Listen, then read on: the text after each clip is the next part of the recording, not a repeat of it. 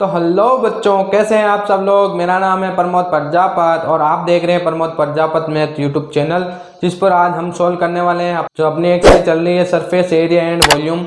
उसका आज अपना लास्ट वीडियो होने वाला है। ठीक है, क्वेश्चन नंबर 5 के साथ में इसको लास्ट खत्म कर देंगे आज। ठीक है, तो ये क्वेश्चन नंबर 5 है जो very very very most important है और बोर्ड एग्जाम में अपने लिए 4 नंबर का जो हाईएस्ट नंबर का है वो पूछा जाता है। ठीक है, तो ये मैं आपको गारंटी के साथ कह सकता हूँ इस बार तो जरूर पूछा जाएगा, क्योंकि 2-3 बार से ये नहीं आया है क्वेश्चन। ठीक है, तो आपको ये पढ़ के जाना है, बिल्कुल बोर्ड एग्जाम के लिए मोस्ट है। तो चलिए शुरू करते हैं कि क्वेश्चन नंबर 5 हमारे को क्या कह रहा है। तो क्वेश्चन नंबर 5 में दिया है बच्चों कि 20 सेंटीमीटर ऊंचाई और शीर्ष कोण 60 डिग्री वाले एक शंकु को उसकी ऊंचाई के बीचों बीच से होकर जाते हुए एक तल से 2 भागों में काट दिया जाता है। ठीक है बच्चों, तो एक शंकु लिया गया है, उसको बीच से काट दिया गया है, तो वो किस में तब्दील हो गया हमारे पास में शंकु में। ठीक है, जबकि तल शंकु के आधार के समांतर है। यदि इस प्राप्त शंकु के छिन्नक का को व्यास 1/36 सेंटीमीटर वाले, ठीक है, एक तार के रूप में बदल दिया जाता है तो इस तार की लंबाई ज्ञात कीजिए। ये हमारे पास में क्वेश्चन दिया हुआ है। तो आई होप आपको क्वेश्चन देख के बिल्कुल भी समझ में नहीं आया है। ठीक है, तो अपन क्या करते हैं, थोड़ा सा क्वेश्चन को समझने की कोशिश करते हैं। तो देखो हमारे पास में एक सबसे पहले इसका अपन बना लेते हैं डायग्राम। ठीक है, तो डायग्राम बनाओ। हमारे पास में एक शंकु दिया हुआ था। ठीक है, ये मैं थोड़ा सा बड़ा बना लेता हूँ इसको, ताकि आपको आसानी से समझ में आ जाएगा कि क्या चीज़ है हमारे पास में, आखिर हो क्या रहा है। आपको ये थोड़ा सा बता देते हैं कि आखिर चल क्या रहा है यहाँ पे। देखो ये हमारे पास में एक शंकु था। ठीक है, अब देखो शंकु को किसी को क्या ये अपने को शंकु अच्छा नहीं लगा, तो उसने क्या किया, इसको बीचों बीच से, ठीक है, अगर इसकी हाइट हमारे को कितनी दी हुई है 20 सेंटीमीटर। ठीक है, अगर 20 सेंटीमीटर यहाँ से लेके यहाँ तक इसकी हाइट 20 सेंटीमीटर दी हुई है। ठीक है, ये यहाँ पे आर है। ठीक है, तो 20 सेंटीमीटर, तो यहाँ पे बीचों बीच से, यानी कि ये टोटल अगर 20 है तो यहाँ पे 10 सेंटीमीटर बच गया और यहाँ पे 10 सेंटीमीटर बच गया। ठीक है, यहाँ से इसको काट दिया। ठीक है, तो काट दिया, अब काट दिया तो ये भी अलग हो गया और ये नीचे वाला दोनों अलग हो गए। तो यहाँ पे ये अपने पास में और एक चिन्हक बन गया। ठीक है, तो ये इसकी अगर एज मान लो यहाँ पे, तो ये चिन्हक बन गया। तो इसकी ऊपर भी परिधि है, नीचे भी परिधि है। ठीक है, यहाँ भी आर होगा और यहाँ भी, तो यहाँ पे मान लो स्मॉल आर है, ये कैपिटल आर है। ठीक है, ये है अपने पास में। अब देखो क्या हुआ, 2 भागों में काट दिया गया, जबकि इस तल के आधार के समांतर है। यदि इससे प्राप्त शंकु के छिन्नक, ये जो छिन्नक है ना, ये वाला, ये ओनली छिन्नक हमारे पास में जो नीचे वाला है, इसको क्या हुआ, एक पतले तार में बदल दिया गया। किस में बदल दिया गया, एक पतले तार में। ठीक है, किस में बदला गया, पतले तार में, जिसका हमारे को डायामीटर यानी कि व्यास दिया हुआ है 1/16 सेंटीमीटर। 1/16 सेंटीमीटर क्या दिया, व्यास दिया है, इसमें बदल दिया गया। अब इस तार की हमारे को क्या पूछ रहा है क्वेश्चन में, लंबाई पूछ रहा है। तो आई होप अब आपको जो ये अपने पास में क्वेश्चन है वो अच्छे से क्लियर हो गया होगा कि ये क्वेश्चन क्या कहना चाह रहा है। देखो नहीं आया है तो समझ में एक बार फिर से समझ लो कि एक शंकु दिया हुआ था जिसकी ऊंचाई हमारे पास में 20 सेंटीमीटर थी, उसको बीच से काट दिया गया। किसी को अच्छा नहीं लगा तो काट दिया।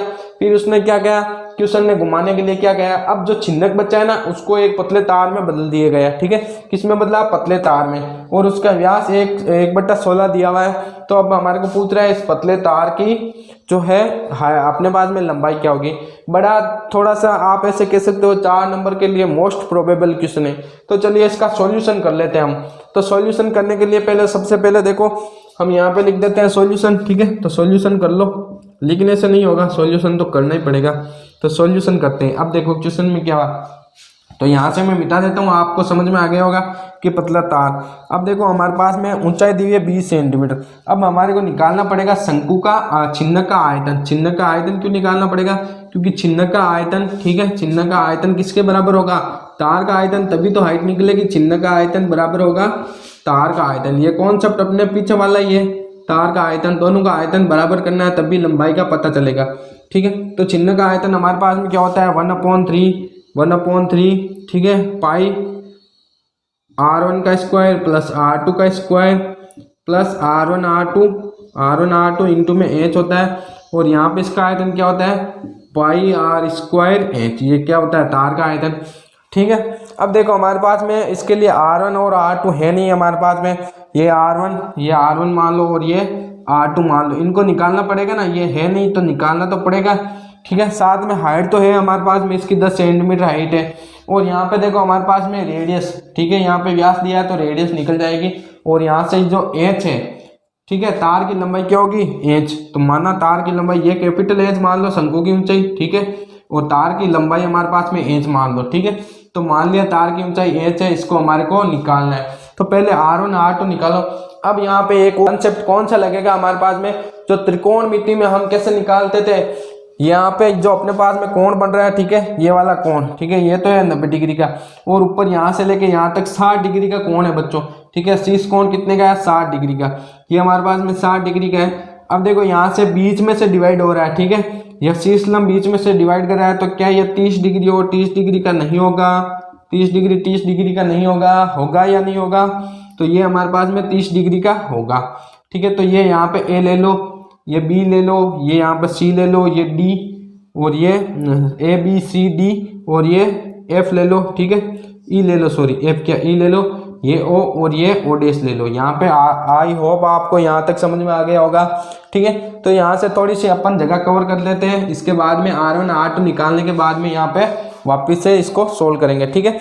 तो अब देखो ये यहाँ पे ए ओ डैश और बी, त्रिभुज कौन सा लो, ए ओ डैश और बी, तो ये ए ओ डैश और बी, ये वाला त्रिभुज ले लिया। इसमें यहाँ पे 30 डिग्री है, ठीक है, यहाँ पे ये अपने पास में कितना है, 90 डिग्री है, ठीक है, ठीक है। तो 30 डिग्री के सामने वाली भुजा, तो 90 के सामने वाली, ये तो हो गया अपने पास में कर्ण, ठीक है, ये हो जाएगा अपने पास में लंब, और ये बेस अपने पास में क्या हो जाएगा, आधार, तो ये अपने पास में बेस, ठीक है, ये हो गया इतना। अब देखो यहाँ से अपने को निकालना है ये O dash B, O dash B हमारे पास में R1 है, तो ओ डैश बी कैसे निकलेगा, लंब दिया हुआ है, ठीक है, तो लंब बटे निकाल दिया हुआ क्या है, अपने को निकालना है लंब, और दिया हुआ है आधार, तो लंब बटे आधार अपने पास में, लंब बटे क्या होता है 10, तो 10 30 डिग्री, ठीक है। तो लंब यहाँ से क्या होगा, ओ डैश बी अपने पास में क्या होगा, या R1 के लो, R1 के लो, R1 अपने पास में क्या होगा, ये हमारे को दिया कितना 10, यहाँ से लेके यहाँ तक 10 था, इसको एक पार्ट में डिवाइड किया तो ये अपने पास में 10 था, ठीक है। तो यहाँ से ये L कितना बचेगा, ये ऊपर जाएगा, तो 10, और 10 30 का मान होता है बच्चों 1/√3, तो 10√3, ये अपने पास में हो गया R1, ठीक है। तो आई होप आपने ट्रिग्नोमेट्री पढ़ी है, तो ये आपको आसानी से आ जाएगा, ठीक है। ये के 10√3 किस प्रकार हमने प्राप्त किया। अब इसी प्रकार बड़ा वाला जो त्रिभुज है ए ओ और डी, तो त्रिभुज ए ओ डी में देख लो यहाँ पे, तो त्रिभुज ए ओ डी से R2 निकालते हैं, तो त्रिभुज ए ओ डी से R2 की प्राप्ति, तो इससे R2 की प्राप्ति कैसे करेंगे, ये अपने पास में ए ओ डी बना लो, यहाँ से यहाँ तक पूरा कितना है 20 सेंटीमीटर ना, यहाँ से यहाँ तक 10 और 10 ये 20, तो ये 20, यहाँ पे भी ये 30 डिग्री है, ठीक है, यहाँ पे भी ये लंब है, और यहाँ पे 90 डिग्री है, तो ये अपने पास में कर्ण है, ये आधार है, तो यहाँ भी लंब बटा आधार लगेगा, लंब बटे आधार, तो ये अपने पास में 10 30 डिग्री, 10 30 डिग्री, और आधार की वैल्यू अपने पास में 20 है, तो ये लंब हो जाएगा 20√3, ठीक है। 10 30 की वैल्यू 1/√3 है, तो ये 20√3, तो यहाँ से R1 R2 निकल गया आपके पास में। R1 कितना हो गया बच्चों, R1 हो गया 10/√3, ठीक है, और R2 हमारे पास में कितना हो गया 20/√3। यहाँ तक आपको आई होप अच्छे से समझ में आ गया होगा। अगर नहीं आया तो वीडियो को रिवर्स करो, ठीक है, रिवर्स गियर डालो गाड़ी में, वापस से देखो कहाँ आपको समझ नहीं आया है, ठीक है, क्योंकि मैंने आपको एक एक पॉइंट अच्छे से समझा दिया है, बिल्कुल अच्छे से, ठीक है। तो आई होप आपको क्लियर हो गया होगा, ठीक है। तो ये मैं यहाँ से मिटा दे रहा हूँ, क्योंकि इसका अब काम खत्म हो गया, R1 और R2 निकाल लिए गए बच्चों, ठीक है। पिछले क्वेश्चन में अपन ने L निकाला, यहाँ पे R1 R2 निकाला, ठीक है, इसीलिए ये क्वेश्चन थोड़ा सा आपको लेंथी लगेगा या टफ लगेगा, लेकिन है बिल्कुल आसान अगर कॉन्सेप्ट से चलोगे तो यहाँ से करो 1/3 पाई, यहाँ से भी कैंसिल, यहाँ से कैंसिल, दोनों जगह पाई है तो कैंसिल, ठीक है। R1 की वैल्यू, तो R1 का स्क्वायर, R1 है अपने पास में 10√3, तो 10√3 का स्क्वायर, 10√3 का स्क्वायर, प्लस R2 है अपने पास में 20√3, 20√3 का स्क्वायर, प्लस अपने पास में R1 R2, तो 10√3 और 20√3 दोनों को क्या कर देंगे मल्टीप्लाई, ठीक है, और इसको किसके बराबर कर देंगे R²। अब देखो यहाँ पे अपने पास में डायमीटर दिया है, डायमीटर क्या दिया आपने को 1/16 दिया, ठीक है, तो R कितना हो जाएगा डायमीटर बाई 2, यानी कि 1/16 बाई अपने पास में 2, तो इसके नीचे 1 होगा, तो ये अपने पास में 1/32 सेंटीमीटर, ये अपने पास में क्या हो जाएगा डायमीटर हो जाएगा, ठीक है। तो यहाँ से ये डायमीटर 1/32, तो यहाँ से अपन कर लेंगे R की वैल्यू क्या हो जाएगी 1/32 का स्क्वायर, ठीक है, इसका स्क्वायर इंटू h अपने पास में जो है निकालना है तार की लंबाई। यहाँ तक आई होप बच्चों आपको समझ आ गया होगा। अब देखो इसको सोल्व करो, तो ये 1/3 बाहर, ये अपने पास में 100/3, तो ये 100/3 हो गए, प्लस में अपने पास में 20 बट्टा, तो ये 20 के हो गए 400/3 हो गए, प्लस ये अपने पास में कितना हो गया 200/3 हो गए, √3 को मल्टीप्लाई करोगे तो अपने पास में इसका स्क्वायर भी 3 होता है और दोनों को मल्टीप्लाई करो तो भी 3 होता है। अब नीचे कितना बचेगा 1/32 गुणा 32, ठीक है, और साथ में बचेगा h, ठीक है। इतना समझ में आ गया, तो अभी शंकु को मिटा देते हैं, यहाँ पे कैलकुलेशन कर लेते हैं, ठीक है। अगर आपने अभी तक स्क्रीनशॉट वगैरह नहीं लिया है तो पीछे जाओ और नोट कर लो या स्क्रीनशॉट ले लो, ठीक है। तो ये अपने पास में इतना काम हो गया। अब इसका बचा है सिर्फ अपने पास में फाइनल आंसर, ठीक है। तो यहाँ से एलसीएम ले लो 3, तो 1/3 एलसीएम होगा सबका 3, ठीक है, और जोड़ लो तो 100 अपने पास में 300, ये अपने पास में 700, तो ये अपने पास में बच गए 700, ठीक है। आगे होगा 1/32 × 32, ठीक है, और h, ठीक है, ये किसकी है तार की हाइट। तो अब देखो हमारे पास में यहाँ पे क्या हुआ, थोड़ी सी मिस्टेक हो गई, ये हमारे पास में जो एज था वो हमने पीछे छोड़ दिया, ठीक है, क्योंकि ये अपने पास में चिन्ह की हाइट थी। तो चिन्ह की हाइट अपने पास में कितनी थी 10 सेंटीमीटर, ये अपने पास में चिन्ह की हाइट थी, तो इसको भी अपन मल्टीप्लाई करते चलेंगे इस तरफ, तो यहाँ से 10 से मल्टीप्लाई कर दो, ठीक है। तो ये अपने पास में कितना हो जाएगा 1/, यहाँ से ये मल्टीप्लाई करो तो 9, और ऊपर दोनों को मल्टीप्लाई करोगे तो ये 700 और ये 7000 हो जाएंगे, 7000, ठीक है, इंटू में 32 ऊपर चले, ठीक है। अब इसको सॉल्व कर लो, तो यहाँ से एच अपने पास में कितना आ जाएगा, इसको सॉल्व करोगे तो ये हमारे को सेंटीमीटर में मिलेगा, क्योंकि ये भी सेंटीमीटर में आंसर आएगा अपने पास में 15,674.88, ठीक है, 75 पॉइंट या 74 पॉइंट ले लो, ठीक है, 74.88। इसको सॉल्व करने पर आपको मल्टीप्लिकेशन आना चाहिए, ठीक है बच्चों।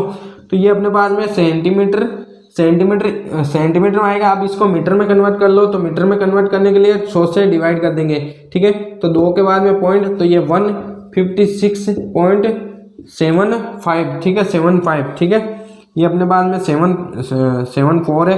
तो यहाँ से एक संख्या ये 5 से बड़ी है, तो यहाँ पे 5 होगा 7 पॉइंट मीटर। ये अपने पास में इसका आंसर आ जाएगा बच्चों।